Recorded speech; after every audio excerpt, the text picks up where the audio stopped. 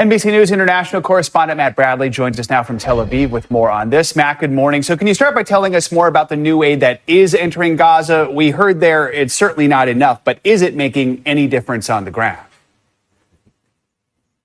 Well, I mean, we're seeing people picking it up. We're seeing people walking away with it. There is quite a bit of aid that's going in, but, we're talking about a population of about 2.2 million people who have been starved, many of them nearly to death, some of them to death. And when we're talking about children who are receiving this aid, in many cases, we're talking about malnutrition that will be very difficult to reverse without more advanced medical care and intervention. So we're not unlikely to see an immediate effect from this opening of aid, and it's unclear what the Israelis' intentions are from here on out, whether they're going to open the spigot even more and let more aid in, or whether they're just going to be satisfied with this and close it almost entirely as they have done in the past. So again, we're hearing all of this international criticism. This is clearly meant by the Israelis to try to meet some of that anger that is just rising up throughout the world from these images that we're seeing.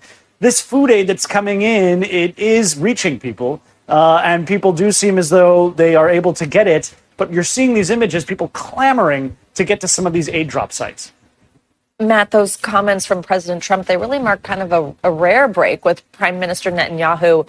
Up until this point, Mr. Trump seemed reluctant to really use U.S. power to bring aid into Gaza, but something seems to have changed here. What do we think that is? And do we know anything about plans to actually set up food centers, as was mentioned there? Yeah, I mean, it's a great question, Savannah. It was only a couple of weeks ago when President Trump and Benjamin Netanyahu looked as though they were just best buds. President Trump had taken a sincerely big political risk when he decided to intervene on Israel's behalf to strike Iran. Obviously, Benjamin Netanyahu was excessively grateful to that, and they celebrated on Benjamin Netanyahu's third trip to Washington since the president had taken power. Now, really, the president has kind of hit Netanyahu right where he lives in saying that there is famine in the Gaza Strip. Now, you ask what changed. I really don't know. But we can take the president's word for it, that he just simply, like the rest of us, saw those images on TV and decided this is something, as he said, that you can't fake.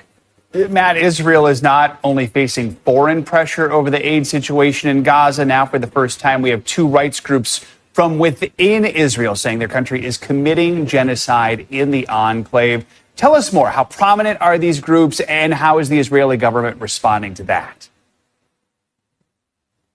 Yeah, I mean, these are some of the most well-known, most respected groups in the Israeli human rights sort of environment here. B'Tselem and Physicians for Human Rights. Now, we know that there are tons of other human rights groups here in Israel, but these, as you mentioned, are the first two.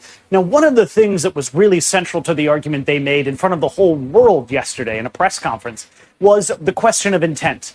Genocide has a somewhat clear definition in international law. It's the destruction of a population in whole or in part.